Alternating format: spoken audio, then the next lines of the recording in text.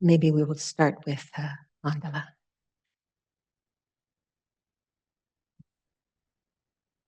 It's customary at the beginning of teachings to offer. It's like you go to a person's house to have dinner, you make an offering. So it's like an offering for the teachings. Customary.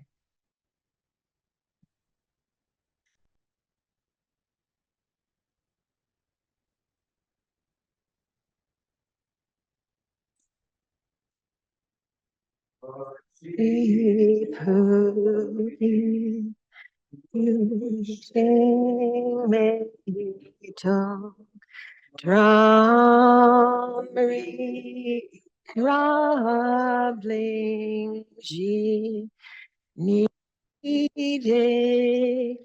yen padi sange jingdu mi te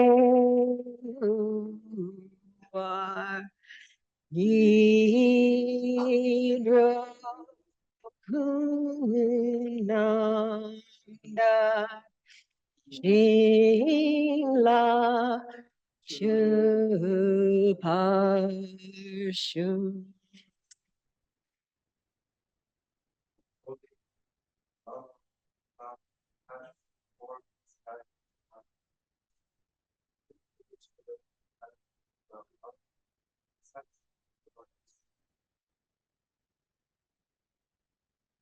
Mandalakam Niyatayami.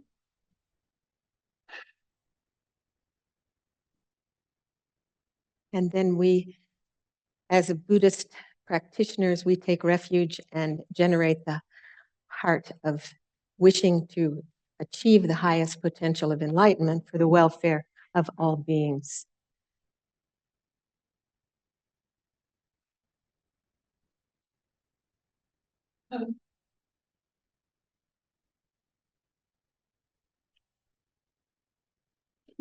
Yeah, now I can, if I sneak in.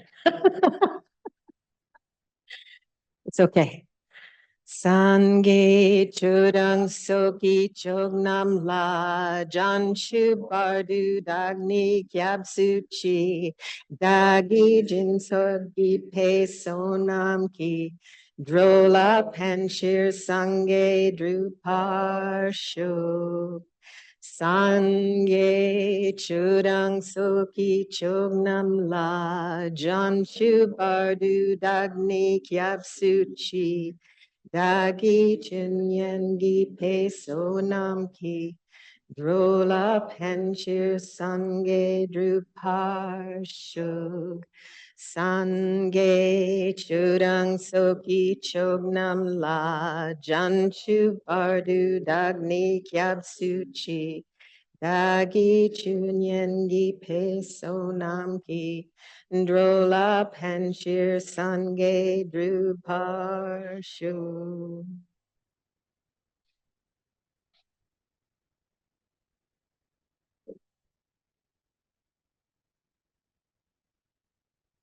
So,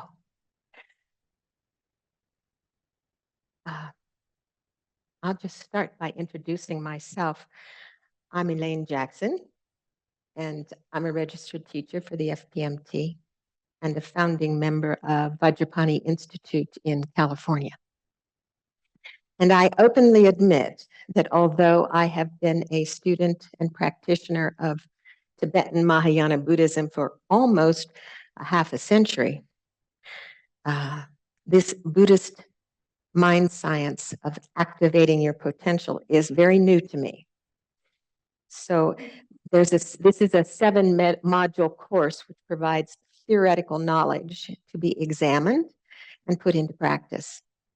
And it was created by 2 students, Marina Buchet and Hans Burkhardt, who are registered teachers at the Tushita Center, Meditation Center in Spain. And they both have doctorates in the sciences, and they've completed the 6-year full-time study at Lama Tsongkhapa Institute for the master's program. So the course aims to bring Buddhist teachings and modern scientific findings into a harmonious way to facilitate the understanding and practice of Dharma. So it is presented from a Buddhist point of view that encourages a dialogue between Buddhists and scientific ideas and perspectives. So I'll share a quote from His Holiness the Dalai Lama. The Buddhist teachings may be considered a science of mind, in that they provide a complete study of the mind, setting forth specific means for observing it, delineating the various types of consciousness and mental factors, and making known the mind's potential, and describing ways to transform the mind. This course has a strong component of practice and adopts an experiential approach of learning, with emphasis on transforming our daily life in meaningful ways.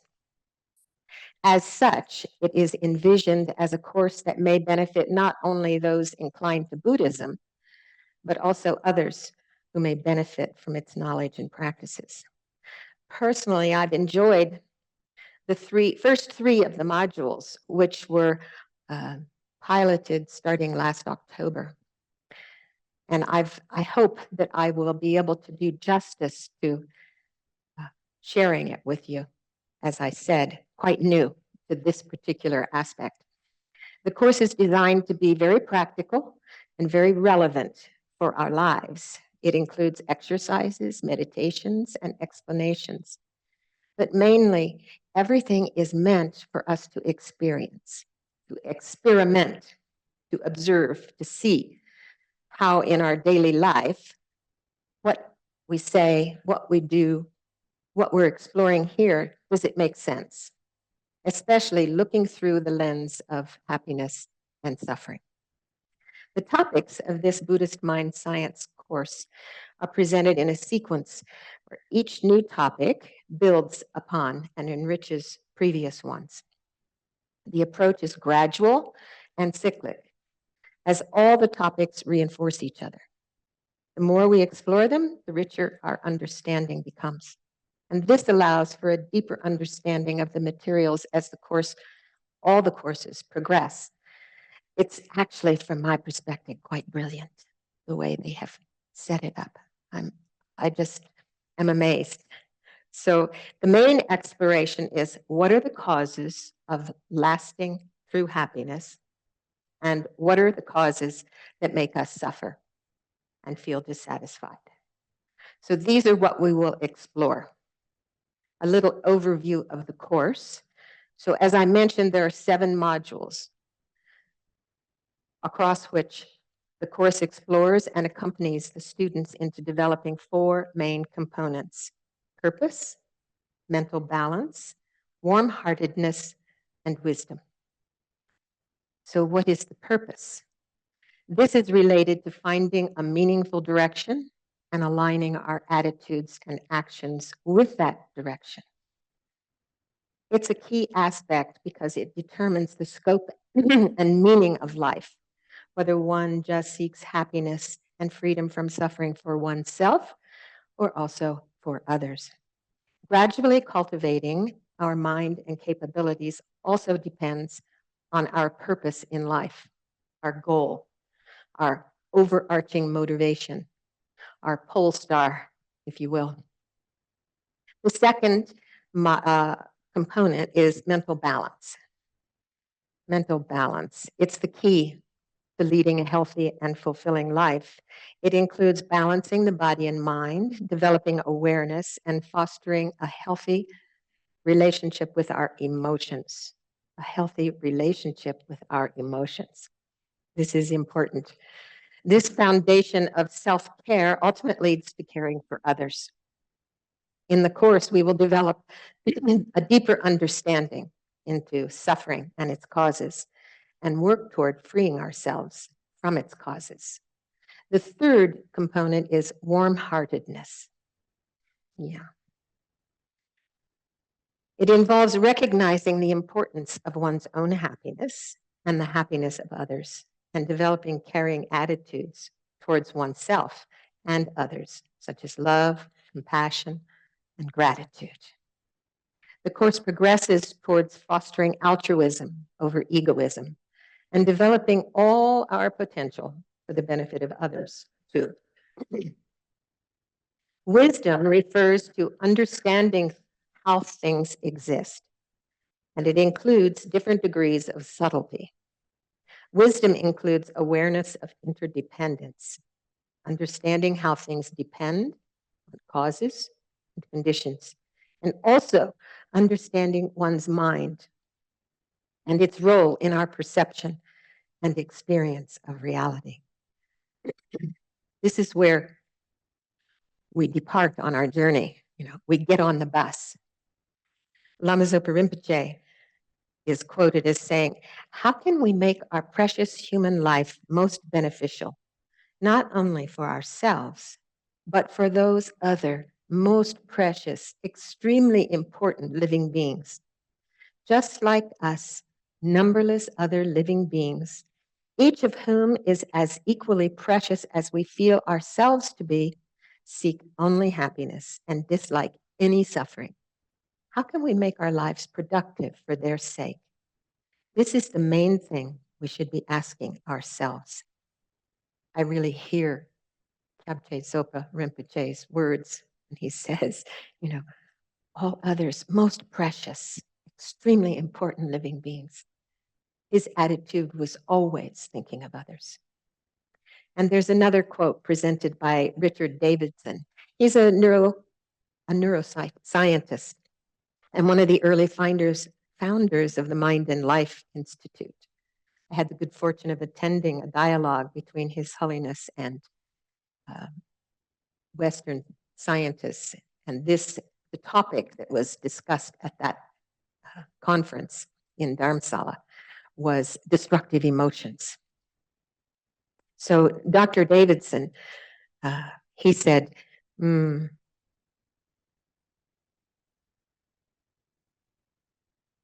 well-being is a skill.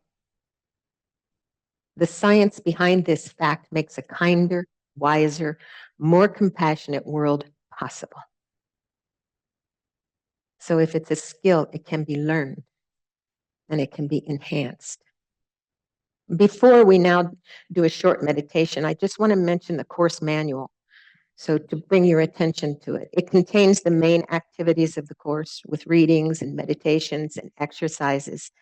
And they're organized in a sequence that may be useful. The readings at the beginning, the meditations and exercises following them.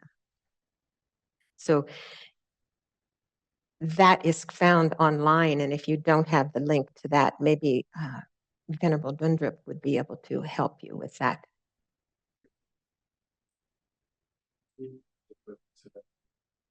Okay, very good. That happens. The more things change, the more they change. So I would like to do a little meditation together with you, have some practice time, and we will drop into meditation from time to time throughout this time together. So we might ask ourselves, why are we doing this course? So we all want to be happy and overcome suffering.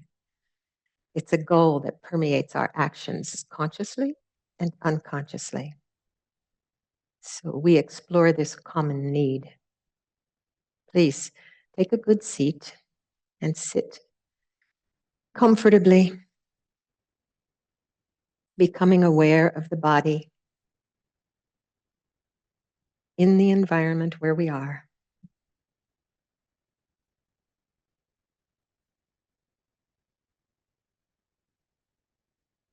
The space around us.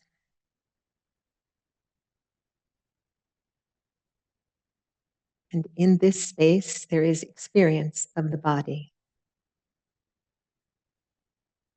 The contact of the chair, wherever you're sitting, the cushion.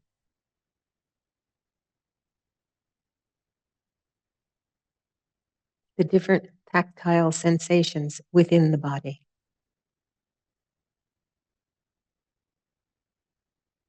And if you notice some tension here or there, try to soften it a little bit.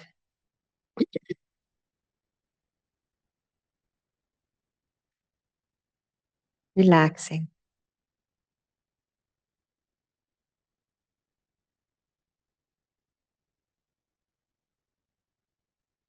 We can also become aware of our mental state, the energy we have right now in our mind.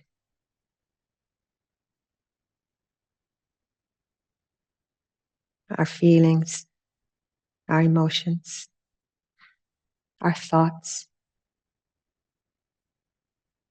Without judging them, we let them be. And in this way, we become aware of moment by moment experience.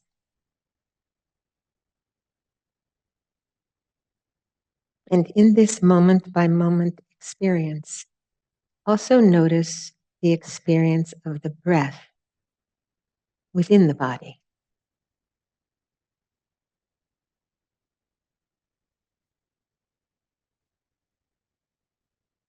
Let the sensations of our breathing be present here.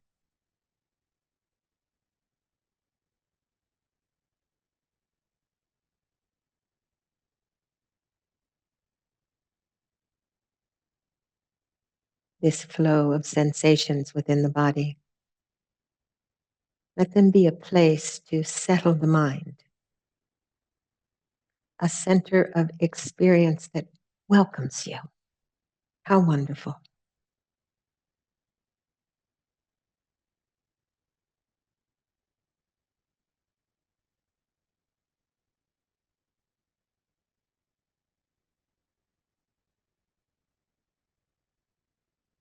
Rather than feeding the thoughts that come and go within our mind,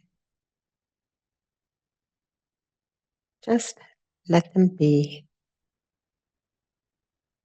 and attend to the breath. And rest here for just a few minutes.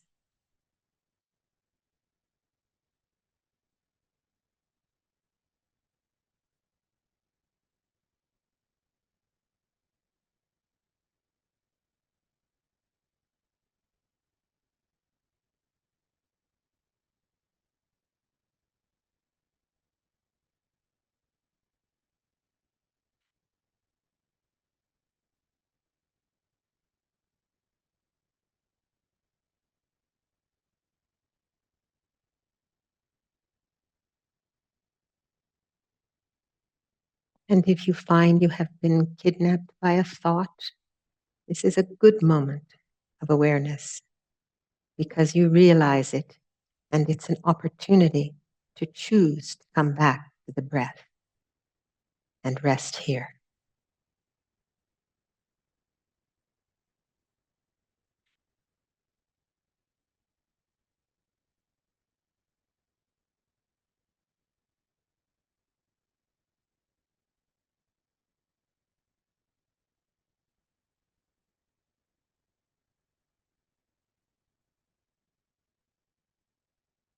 Now, please become aware of this wish that is always there, a wish to be happy, a wish not to suffer, a wish to overcome suffering when we suffer. It's an essential need that we all have. We can become aware of it. May we be able to find answers that work to fulfill this need. May we be able to truly find and cultivate the causes of happiness and not the causes of dissatisfaction and suffering for ourselves and for others. Others who also, just like me, want to be happy. They don't want to suffer. And they do what they can to be happy, just like me. May this session, this course, lead us in that direction to be a guide, to discover our potential for happiness, not just for ourselves, but for others as well. How wonderful that would be.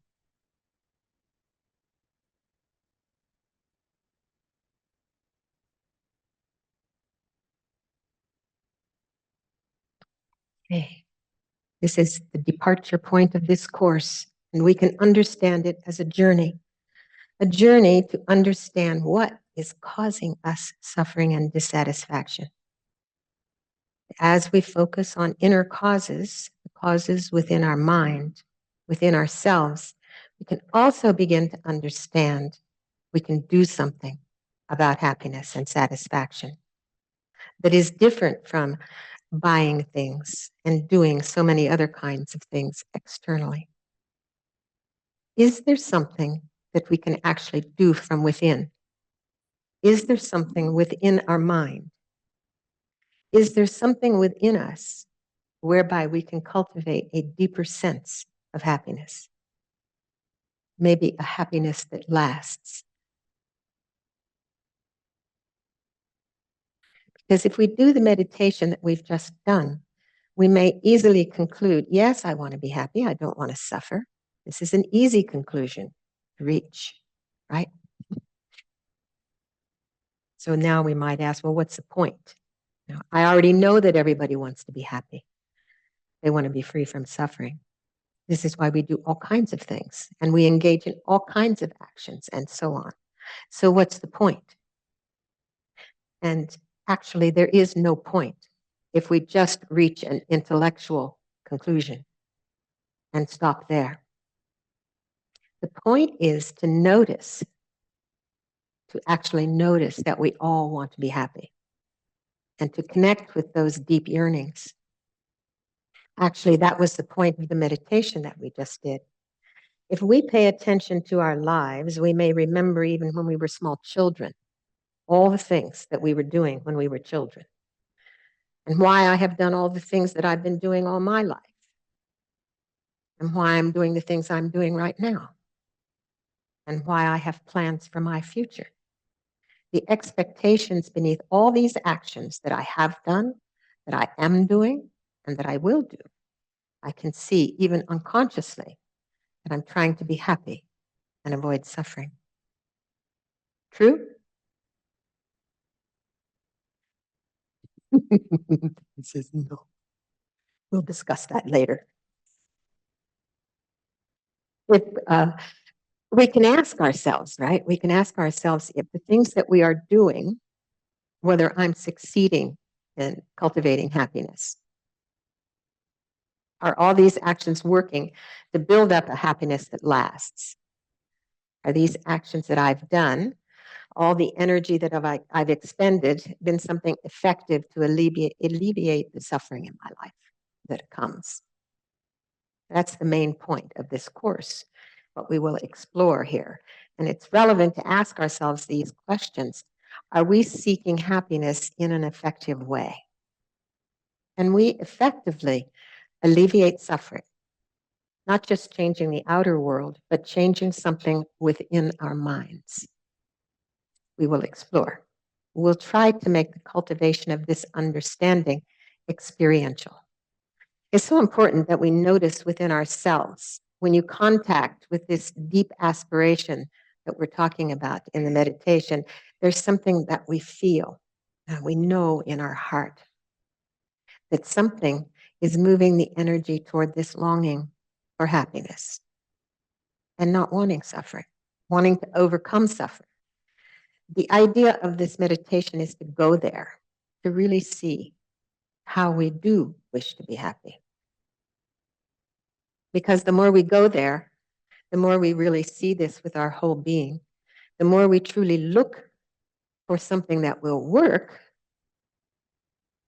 then we can see whether or not we're open, happier, with more light, or more joy, or whether we're more distressed, more rigid, more closed up within ourselves. We truly look. If we just keep it on an intellectual level, we will keep looking for happiness on the outside. So let's meditate for a moment and contemplate this. Decide to take a break from our concerns and take a comfortable position. Once again, like we did before, attending to the sensations of the body.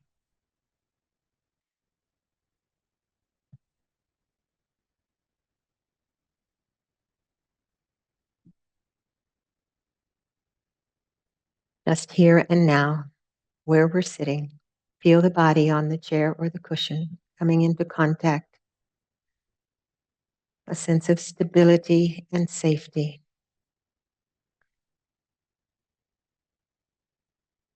Surrounded by like-minded people, feeling safe,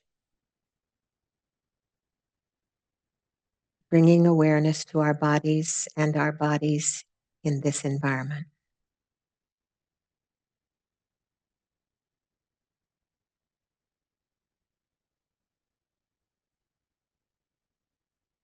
And see the energetic tone in our mind. Just how do I feel in the mind? What's arising? And without judging, fine-tune our awareness, perhaps by bringing attention to the sensation of the breath within the body.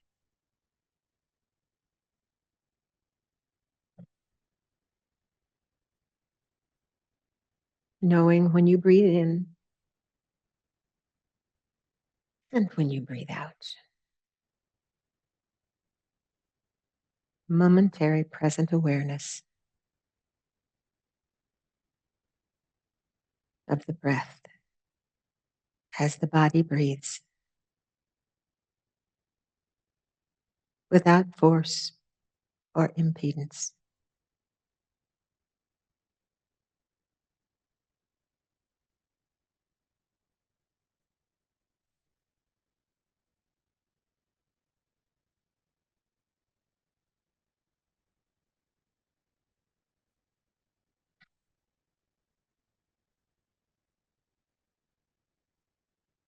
Now let's take a moment or two to recall our needs, our wishes, our dreams, what we expect from life.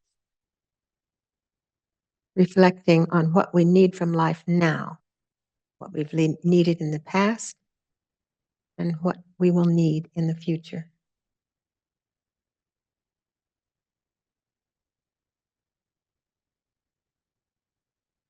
Contemplate what you see in the mind that you need most.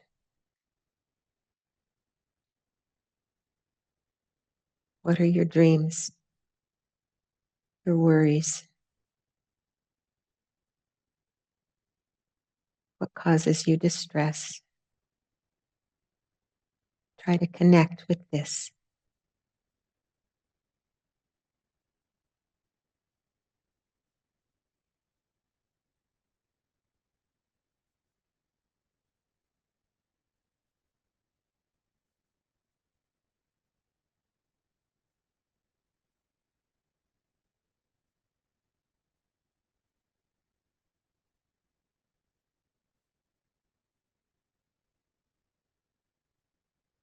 And you detect an underlying aspiration for well-being,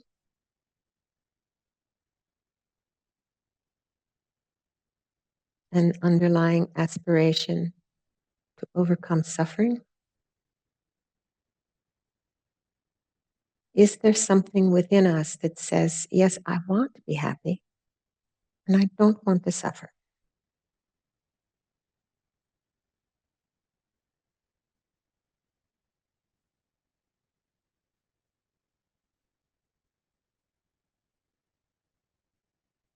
When you think about your worries, your dreams, your needs, see if you can connect or experience this sense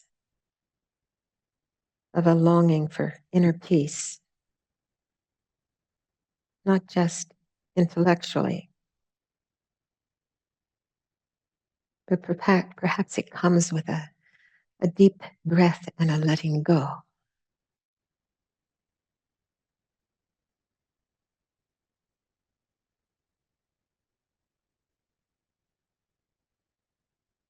And think about other people, perhaps the people in this room. Can you see that all of us who are here sharing these moments, and also our neighbors and all beings around us have this aspiration. It's something we all share. It's something we all have in common.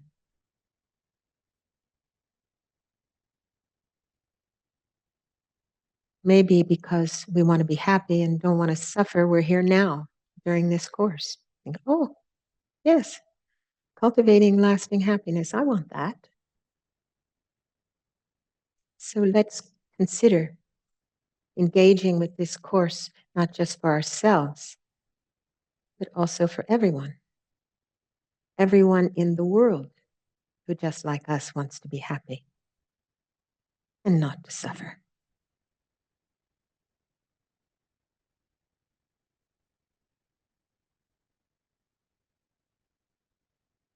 Okay, thank you. So in the meditations that we will do, even if they seem obvious, something obvious, it's important that we go there with our whole heart and familiarize with it, because it is this way that transformation occurs.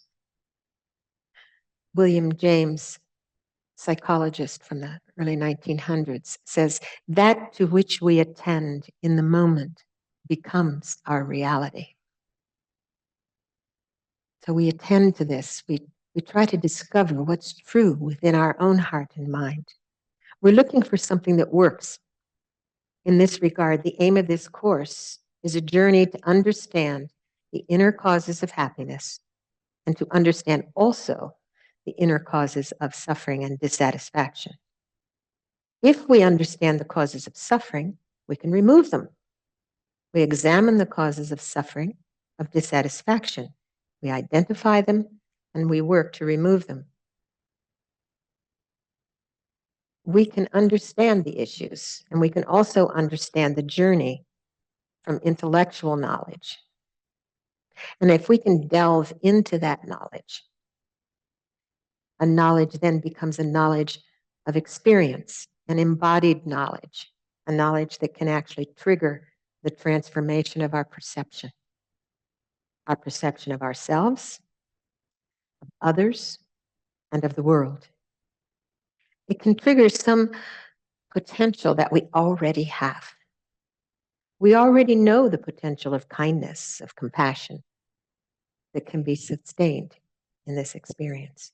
And this becomes a deeper knowledge, which is no longer intellectual, but embodied knowledge. The Buddhist tradition focuses on addressing the underlying needs that we all have. This is the main goal in Buddhism. It's to cultivate lasting happiness. I remember reading Geshe Loden's Lamrim book on cultivating the path, where he said the purpose of spiritual practice is to gain knowledge that will reliably produce happiness and eliminate suffering. So later we'll see that we go there by understanding suffering. That might sound like a paradox. Why don't we go there to understand happiness? But we'll see that it makes sense. This course, which is the Buddhist tradition, is being presented as a science of mind. In a sense, the Buddhist teachings provide a complete study of the mind. They set forth specific means for observing the mind, delineating the various types of consciousness and mental factors. It's a way of describing our own consciousness. Lama Yeshe used to say, it's scientific, dear. We will see the mind's potential and descriptions of ways to transform the mind, not just through intellectual knowledge. It's a knowledge that's to be applied to our life in many different ways, so that this knowledge transforms our mind, makes us happier, suffer less, and be able to share this with others. We are social beings, and this is one of the beauties that social beings have. They have the ability to share their happiness and contribute to alleviating the suffering of others. And there's a quote from the great Master Shantideva, an Indian master and a very accomplished meditator and sage, who said, although wishing to be rid of misery, they run towards misery itself. He's talking about all of us sentient beings running toward misery, although wishing to have happiness. We see that oftentimes we try to be happy, but even unconsciously, we mess things up or destroy the environment or overconsume or destroy relationships and so on. If we look, we will likely see that we did all these things just because we wanted to be happy and not to suffer. I can look back and see that there was a lot of wanting to be happy, and there was a lot of trying to be happy. And sometimes I was, but sometimes the result was other than what I had hoped. And I don't think I'm alone in this experience. Getting to know the Buddhist teachings on the mind offers great clarity into why we're suffering, why we feel dissatisfied, and then how to move from here and how to make yourself and others happier. I'm still trying, but I feel maybe now it's a little different with some more clarity. We try to be happy, but we don't always succeed. There's some good mundane example that you might know from this different kind of master who says, I can't get no satisfaction, but I try and I try and I try. No, no, no, I can't get no satisfaction. If we look around at human beings who are trying in different ways to be happy, without realizing their inner qualities and potentials, we see that not being satisfied is the cause of every conflict in the world. Every conflict in relationships, in society, in the workplace, they all arise because we're not satisfied. If we want to make a difference in the world, let's start with ourselves and the people around us. And the good news is, a Buddhist master from the 4th century says that the happiness provided by your Dharma, and we can understand Dharma as deep knowledge of one's own nature and the nature of reality, the happiness provided by your Dharma practice is a particular knowledge that allows a transformation and deep understanding of the nature of our own mind, our own potential, and provides a wellspring of happiness. The more we taste it, the deeper is our satisfaction, which leads to true happiness and the total disappearance of all disturbing emotions and harmful behavior. And then remembering from neuroscience, as I mentioned before, the conclusion from Dr. Richie Davidson. He's been studying meditators for years, and he concludes that well-being, this unstoppable well-being of happiness, peace, and contentment, is a skill which can be cultivated. And the science behind this fact makes a kinder, wiser, more compassionate world possible. So let's reflect. Let's pause. So many words. Often we don't stop and review all the information that we've gathered in our life to reach valid conclusions of what works to bring us lasting happiness. If we look realistic at our life, can we say that not everything we've done trying to bring happiness has been totally successful? Can we say that perhaps it has not produced lasting happiness? Can we say that?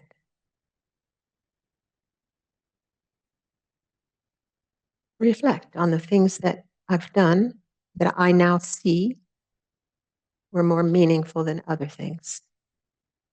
A little snapshot of the life.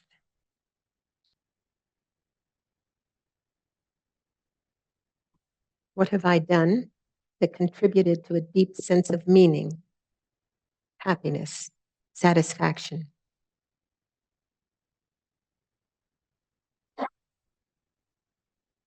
Something made me feel good.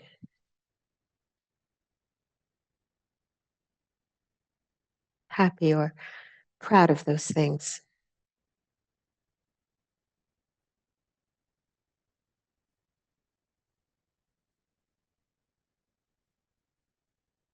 Pay attention to the kind of attitudes and thoughts and feelings that were underlying this sense of satisfaction.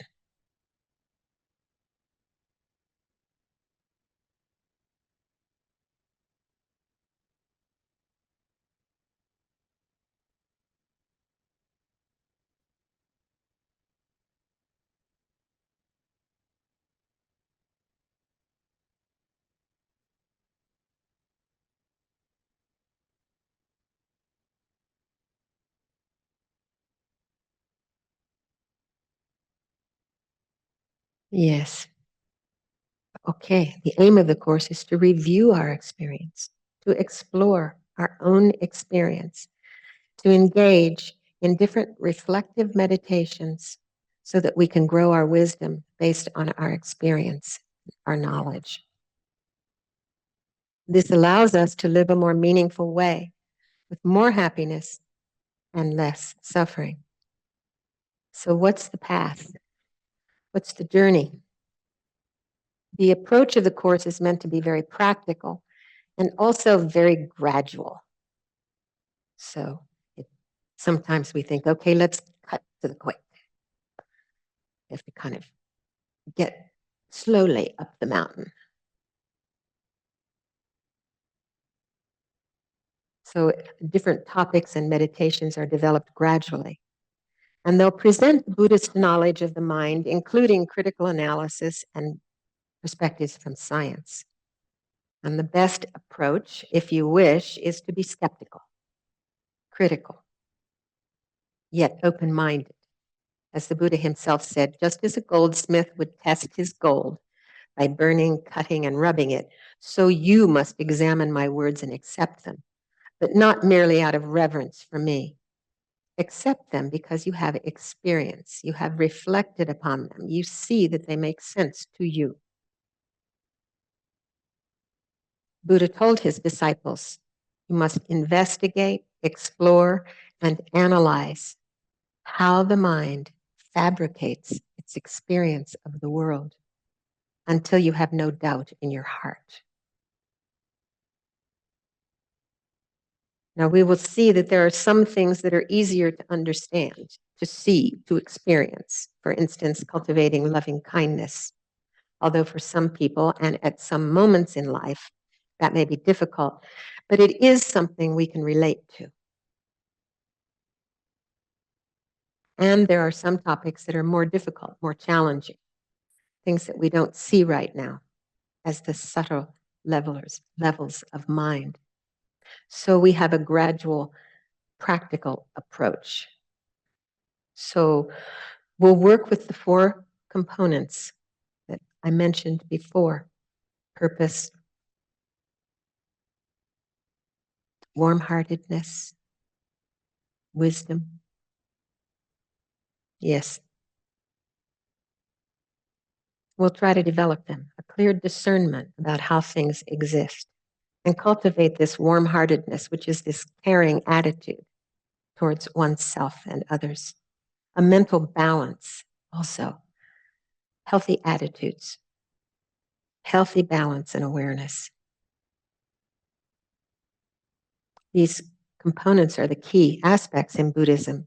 They may not be expressed like this as mental balance and warm-heartedness, but you'll see them as key components for inner well-being in Buddhism. And they've also been identified in neuroscience as 4 main components for mental well-being. So we'll try to cultivate and develop these within ourselves. So just to briefly mention, on this journey of Buddhist mind science course, this is the first module in a series of courses which introduce the different topics. So this first one, Cultivating Lasting Happiness, serves as the departure point. Okay, this is where we're going now. We've gotten on this bus to cultivate lasting happiness. Then on module 2 and 3, we explore meditation on the mind, how the mind is described in Buddhism. It's a very practical presentation for us to be able to transform our minds. Module 4 begins to reveal explicit paths that describe different ways to present practices with the potential to gradually be bringing us closer to deeper happiness and less suffering, dissatisfaction.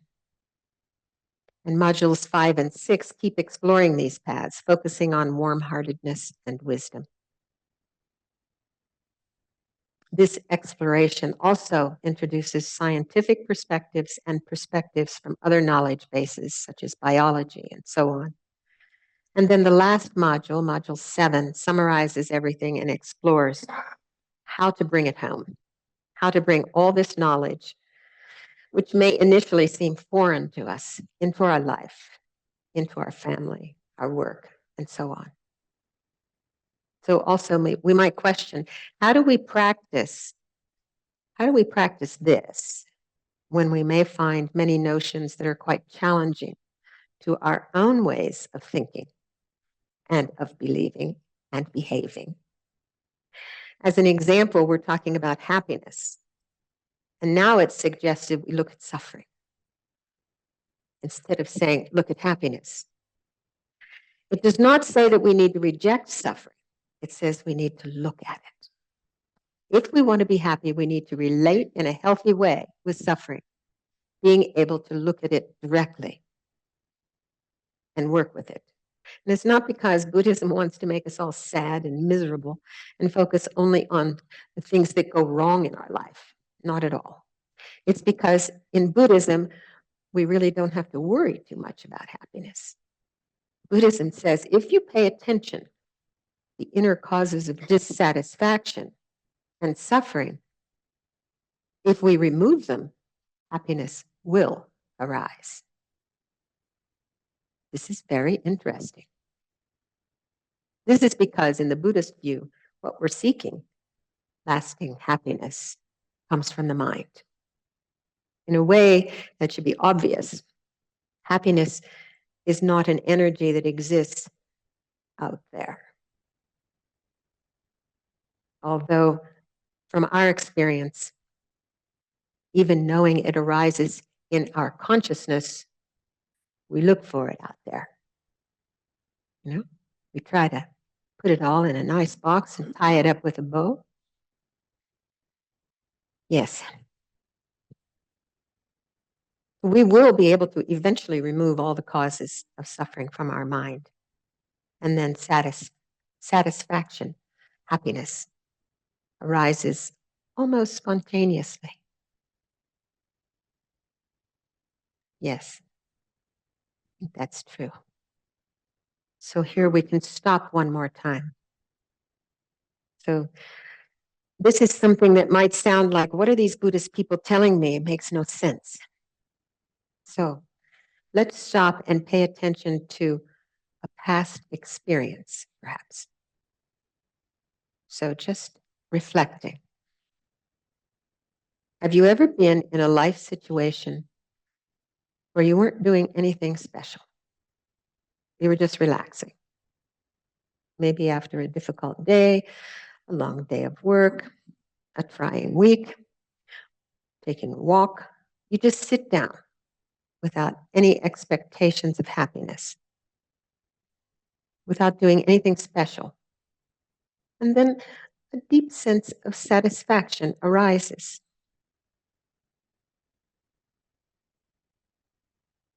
Sometimes when this happens, we wish the whole world would stop. Thinking, I don't know why, but right now I really feel good. I feel happy, satisfied. Everything's fine. You have had these experiences of being satisfied, happy, at peace. When you have these experiences, take a look. Recognize, oh, this satisfaction, this happiness, this is a state of mind. Try to see if you can relate with this when you're deeply relaxed.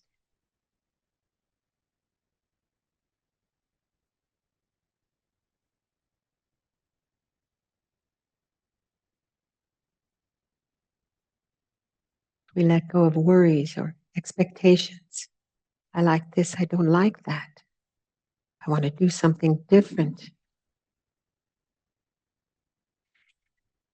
Just being satisfied in the moment, recognizing it, and log it as a pleasant experience.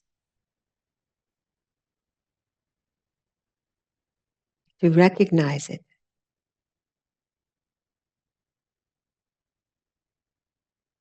Your mind experiencing peace.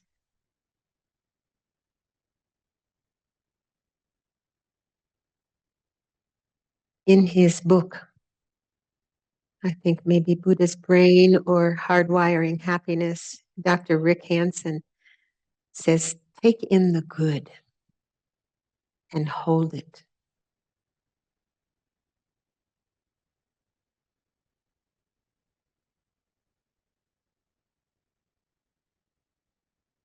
The more we do it, the more we will do it.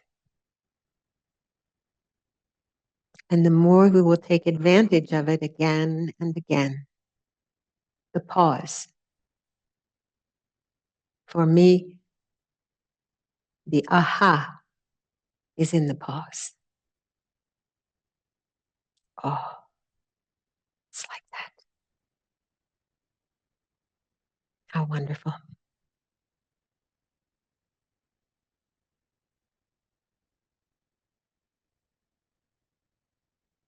This is something to explore.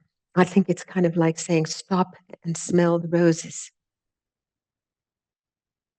Actually, trying to pay attention to things we haven't been paying attention to, and from such things, then develop the wisdom, as we have mentioned. A central teaching in Buddhism, considered the first teaching of the Buddha, is called the Four Truths. My good friend Scott Snibbe calls them the Four Facts. I like that. They're called truths because they're true.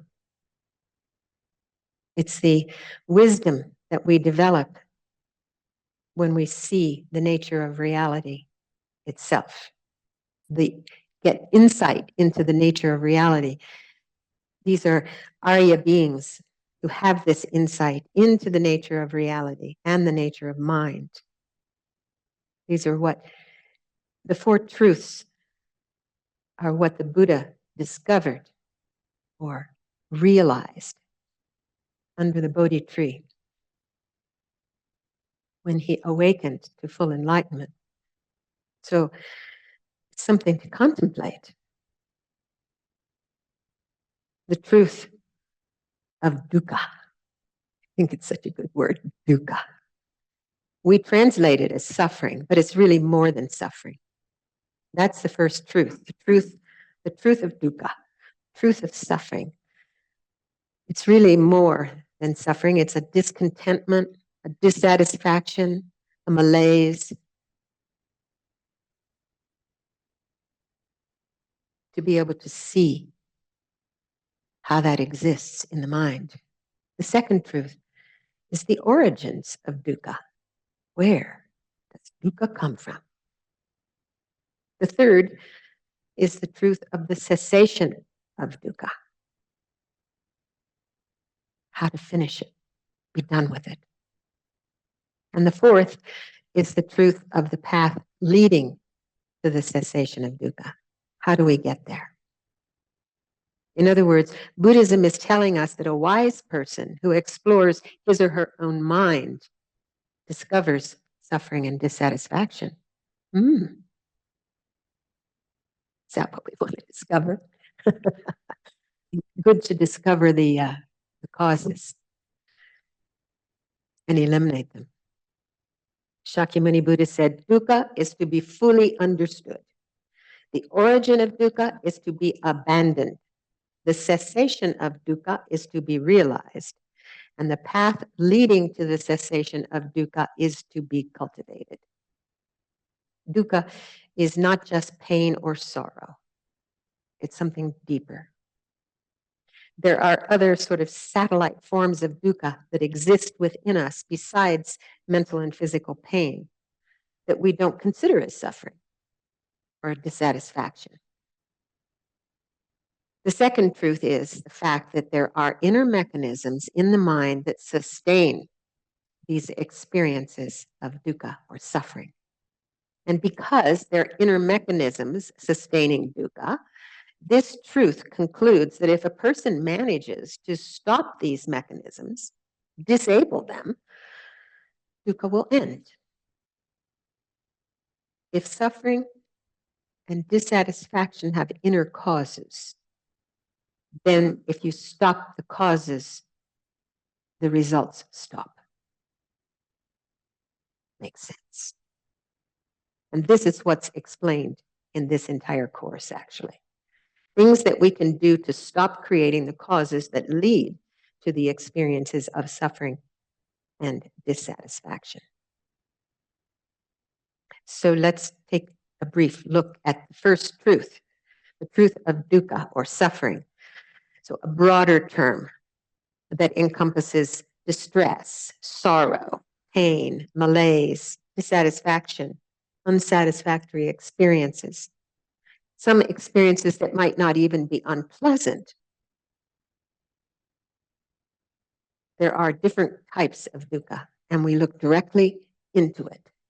Usually we look at pain, mental and physical pain, as the obvious ones, mental and physical suffering. And then if we look closely, we also find that even when we experience pleasure, there's some kind of dissatisfaction, some kind of inner suffering that's still there. And this is called the dukkha of change. We're experiencing pleasure that we find pleasurable in comparison to an experience that was unpleasant before. So this is explained, for instance, as I was hungry and now I'm eating. Now I'm fine. I like it. It's pleasurable. There's pleasure there.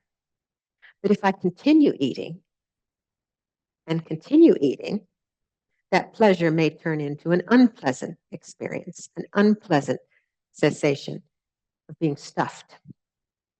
Or perhaps you have an experience of being too hot and you go into the shade. It's really lovely. You have a great pleasurable experience. And you get too cold. So you go back out and you warm up in the sun. Like that. Like that. The sensations of pleasure are continually changing. The adept meditator Young Gumpa said, nothing that starts remains unchanged. I remember having teachings from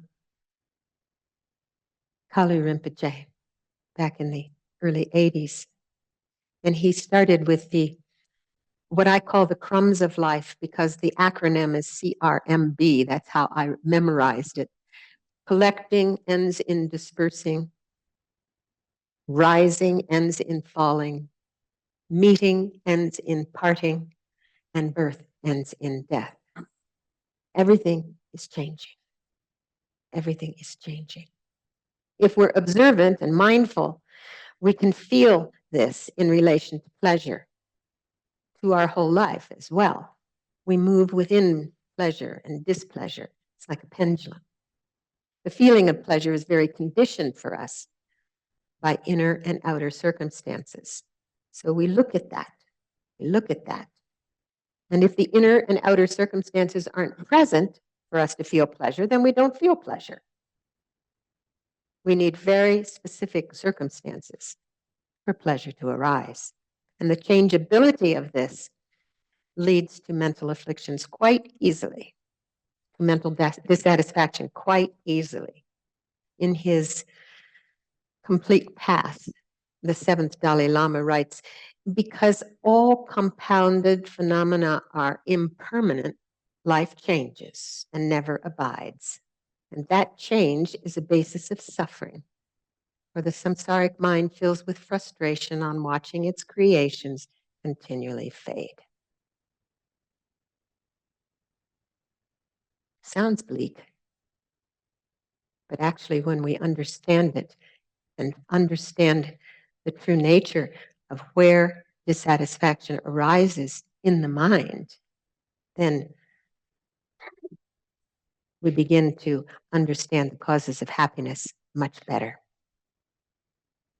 So Lama Yeshe used to say, check up, because oftentimes pleasant experiences lead to problems. We equate pleasant experiences to happiness and unpleasant experiences to suffering. And if we keep trying to find the same pleasure, we will likely end up frustrated because it's not reproducible. And the same is true of unpleasant circumstances. We all have all kinds of unpleasant experiences, but not all of them are to be avoided. I mean, can you think of some things that are unpleasant that we shouldn't avoid?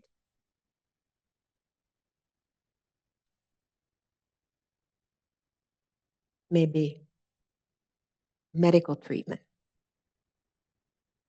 Not so pleasant, but has a better outcome, perhaps. So we are always trying to find pleasant experiences and avoid unpleasant experiences. You know, if you have an unpleasant experience going to the dentist, then you avoid going to the dentist, and then the experience later is not pleasant. I think about that myself. It's useful to explore. So we always try to find happy experiences. But we have to ask ourselves, does this bring a deeper sense of satisfaction into our life, a lasting happiness?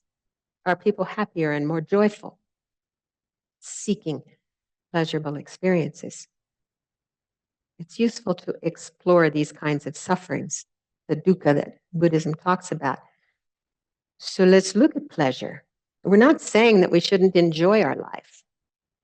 The problem arises with clinging, attaching, wanting more, needing more, always looking for better, different. So we check, we look, we see how the mind is going. Always looking for better. Maybe thinking, oh, my friend got this new iPhone. It's fantastic. Mine works just fine. But, every time I pick it up now, I'm thinking about my friend's iPhone. This happens multiple times with multiple things that we see. We think, oh, if I had that. And then we get it. And it's nice for a while. But it changes. So our pleasure lasts for just a little while. And then we're thinking, what's next? We're having a nice dinner. Wow, did you see the dessert menu? What's next? Looking for the next pleasure. It's like endless. So the problem with pleasure is not that there's anything wrong with pleasure. The problem is the clinging. We cling to it, usually wanting more or wanting different. No satisfaction. Can't get no satisfaction. Yes. If we cling too much to this pleasure, considering it as a deep source of well-being, we end up creating more mental afflictions, more dissatisfaction, because we can actually see that it's never enough.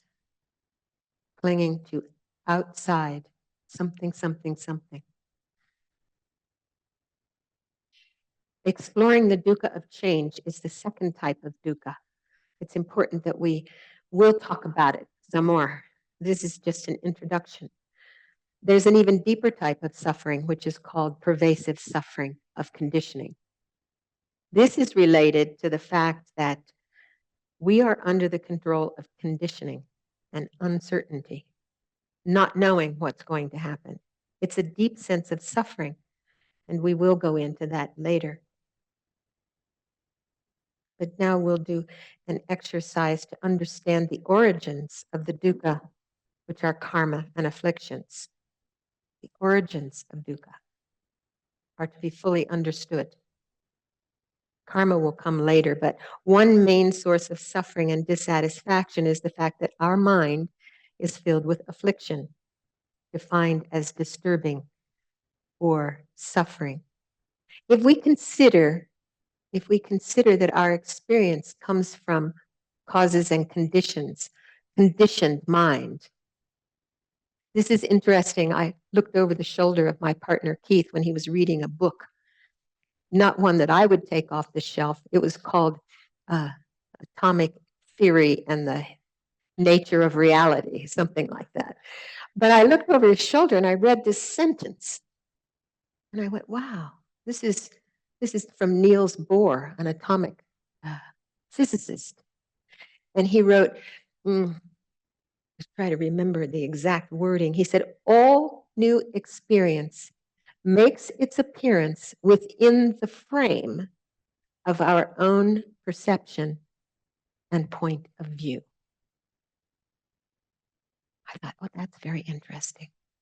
All new experience makes its appearance within the frame of our own perceptions and points of view. Interesting. So very often we feel afflictions in our mind. They just pop up and obscure the mind. They prevent us from understanding the nature of reality and how things exist.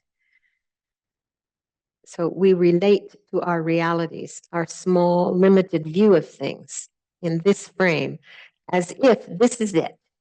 This is all. This is what it is. And this is a kind of delusion or ignorance that also afflicts our mind and is the main cause of suffering. It's the number one on the chain of interdependent origination, dependent arising. So when we feel afflictions, we're not happy. We suffer, or at least we feel dissatisfied. I looked up the word affliction in the dictionary some months ago. It says great suffering is how it's defined. Affliction is a great suffering. So if we remember the discussion about equating pleasant experiences with happiness, one might think that happiness has nothing to do with pleasure, but that's not it. Actually, when we cultivate a lasting sense of happiness, a deep sense of happiness or satisfaction, the mind becomes filled with pleasant experiences that extend to the body. We may even feel less pain in the body when we have a joyful mind. If I think about it, if I have an ailment and my mind is relatively calm and joyful, then the pain is not so difficult. But if I'm annoyed, then pain is really right there, hard and difficult. So it's to see what state of mind, what kind of physical pain perhaps manifests between the two different states of mind, joy and misery. It's interesting.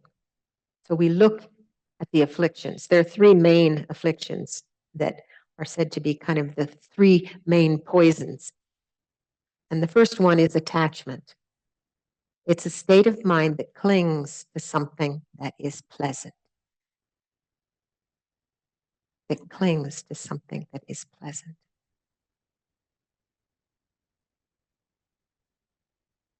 It's interesting. It's not the pleasurable sensation itself or the experience itself. Lama Yeshe used to say, enjoy as much as possible, dear, without grasping. Without grasping. It's the mind that clings to the pleasure, needing to keep this pleasure, wanting a little bit more pleasure, please, always needing to have a little more and better. Or when we no longer feel a sense of pleasure, clinging to the sense that I think, oh, I need something different. I'm not happy now. I'm missing this. It's a mind that is a needy mind, clinging, that can't let go of the pleasant. And when we have this kind of attachment in our minds, it's useful to explore, am I happier? Or more dissatisfied? Do I have more suffering? Clinging to pleasure as a lasting source of happiness makes us suffer more. It's quite challenging. This is one of the things that we'll explore. And it's good to mention that we shouldn't give inherence to the words. You know, in psychology, attachment has a different meaning. Like it's necessary for a young child to attach to the mother, to grow up healthy. So this isn't like that. This is clinging to pleasurable experiences. So it's good to explain that and not to take it according to English language in various other ways. And the second affliction is aversion, which we understand as rejection of what feels unpleasant. It's like a rejection that we can't even control. We just see it and I don't like it. I want to be rid of it. You know, I don't want to think about it. I don't want to see it. I don't want it in my world. But it just arises. It's not like we think, oh, yeah. We can't even recognize pleasant things when we have aversion in our mind. There's no room. I remember, I see his face, Eckhart Tolle, who said, you know, when you have a self-pity mind, you are constantly thinking, I'm not good enough. I'm not pretty enough. I don't have the nicest things. So you carry around this basket. And if somebody says to you, oh my goodness, I just love that necklace. Your sweater's so pretty. Oh, your hair is good today. You can't take it in, he says, because it doesn't play well with the rest of them in the basket. So it's like that. When we have aversion, we reject pleasurable things that may come our way as well. So then the last one is delusion, the third of the three main afflictions, and it's described as confusion as to how things exist. His Holiness the Dalai Lama describes it as misknowing. I like that. We think we know, but we've got it wrong. Misknowing. So it's projections upon reality. It's our own projections. Instead of relating to things as they are, as interdependent with many aspects and so on, we make our idea, our image, our experience of things, of this person, of this situation, even of myself. And I relate to this idea as if it was the whole thing, the whole reality. And it's this projection relating to just one experience, one idea in my mind, just my idea, which is different from your idea. Then my projection being a source of conflict within myself, others, and the world. So this is an important one. We can see how this is a source of conflict in the world because I project this. We can see in our world right now, in this country, the projections that create division. Projections. My projection is different from your projection. So it's important to make this knowledge something that we can embody rather than just knowing these things intellectually. Otherwise, the information doesn't transform our mind. So think for a moment. Just recall in your life where attachment, aversion, or delusion arose and you were not able to let go of something pleasant or unpleasant or deluded.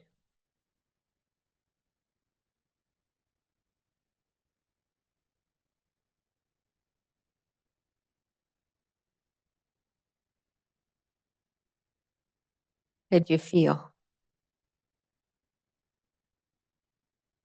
Under the control. And what kinds of imprints does this leave in your mind? Are you proud of what happened? How you dealt with the situation?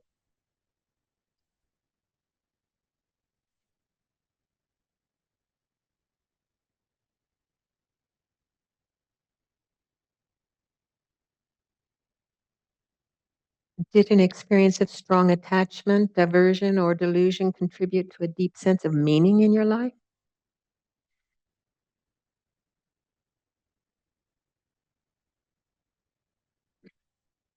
And the decisions that we make, are they the best decisions we can make?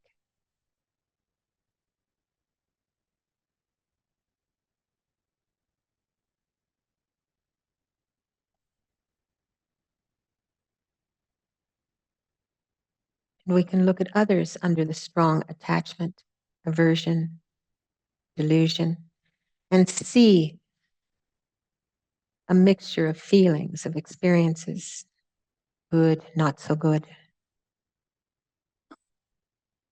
This is what we're looking at. We inquire and check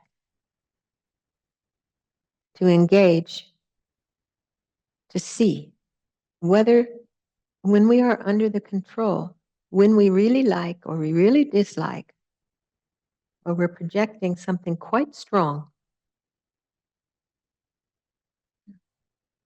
are these the best versions of ourself? Do these attitudes leave a positive imprint on us and others?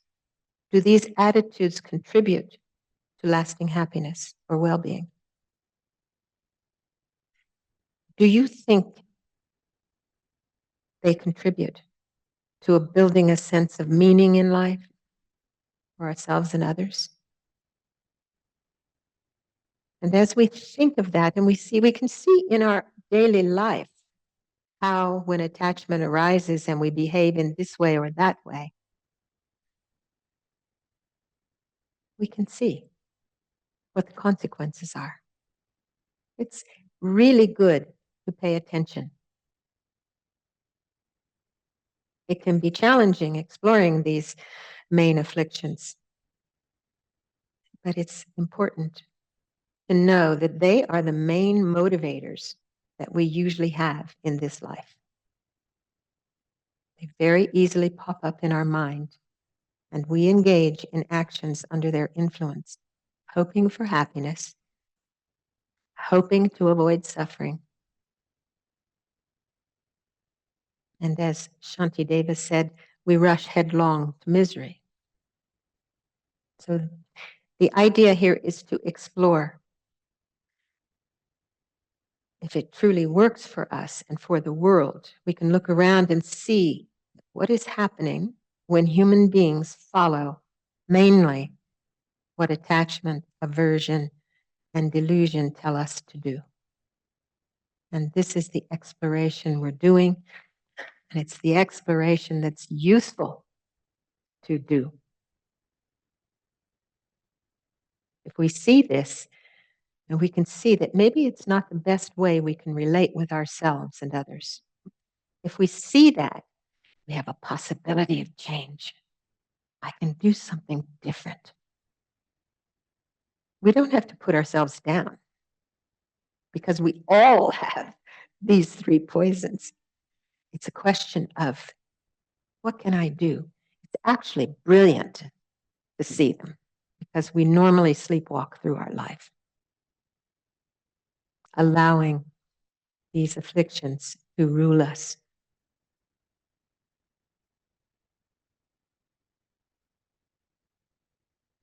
So there's also a scientific study that shows that if you are cultivating inner values versus materialism, happiness is far greater.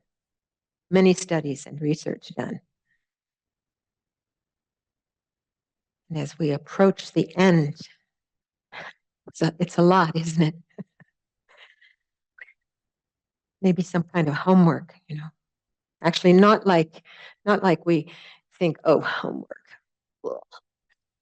But there is a course manual that has all the information, and you can go back and revisit these meditations, these reflections, these ways of looking to explore and examine It's really very, very useful to have. And so bear in mind that it's not something that you're going to know, that you're going to get it straight away. It's a lifetime of practice, a lifetime of study. It's a lifetime of looking, what is the cost? I want to be happy. How do I make that happen? So we're exploring how to be happy and avoid suffering. So we look at clinging to pleasure and avoiding suffering, and let's see if it's really helping us on this quest for happiness. And in the next session, is next Sunday, same time, same place, we'll continue to explore. And it's so much information. Usually I like to have some conversation about this, some feedback, some discussion. So we need to have a 2-hour session or less information, something like that. Anyway, we finish here and think about that. And let's just take a look at the fact that we came here, that we have an attitude of growing a good heart, and to rejoice in our time together. How wonderful that we are exploring ways to be of benefit to ourselves and to others, reflecting on our goals, dedicating our good actions, our positive energy toward being of the best, greatest benefit to ourselves, to others, to the whole world. May it be so. And we can, each one of us, take a moment to reflect on those in our life who are unwell in the moment or who have passed away, and dedicate positive energy for their wellness or their future rebirths, to healing and satisfied minds.